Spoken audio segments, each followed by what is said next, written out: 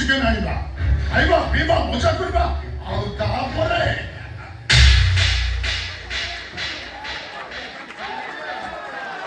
ସଡ଼ା କୁକୁର ମୁଁ ବିପଦରେ ପଡ଼ିଛି ବୋଲି ମୋ ବିପଦର ଫାଇଦା ନେବ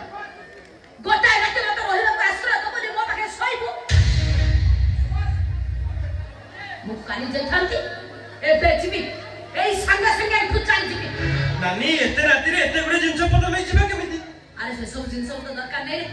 ରାଣୀପଡ଼ାକୁ ସେଟା ଖଣ୍ଡଗିରି ବନା ହେଇଯାଇଛି ହେଲେ ସାରା ଓଡ଼ିଶା ତ ବନା ନାହିଁ ନା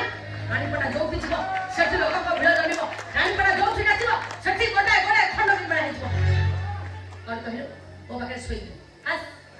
ଶୋନ କିଛିଟା ଅସନ୍ତୁଷ୍ଟ ମାଲିକ କିଛିଟା ଅସନ୍ତୁଷ୍ଟ କଳାକାର ଚାହିଁଲେ ରାଣୀପଣ୍ଡା ଦେହର ଥିବା ଈଶ୍ୱର ପ୍ରଦତ୍ତ କଳାକୁ କେବେ ବି କେହି ଶେଷ କରିପାରିବେନି ଆରେ ମୋ ପାଖରେ ଶୋଇବା ତ ଦୂରର କଥା ମୋ ପାଦ ଛୁଇଁବାକୁ ବି ତତେ 7ଟା ଜନ୍ମ ଲାଗିବ କ'ଣ ଯାଉଛୁ ଘର ଭିତରକୁ ମୋର କେଇଟା ଲୁଗାପଟା ନେଇ ଏଠୁ ମୁଁ ଚାଲିଛି ତନାପଡ଼ା ଗାଁକୁ ଥାପଣ ମାଛୁ ଯେତେ ଶୀଘ୍ର ଏଠୁ ଚାଲିଯା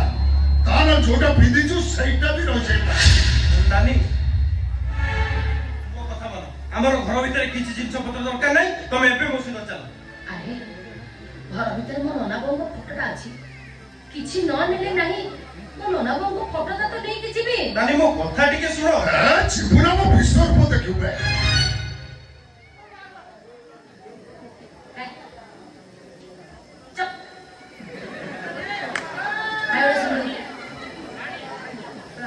ମୋ ବିଶ୍ୱରୂପ ଦେଖୁଛୁ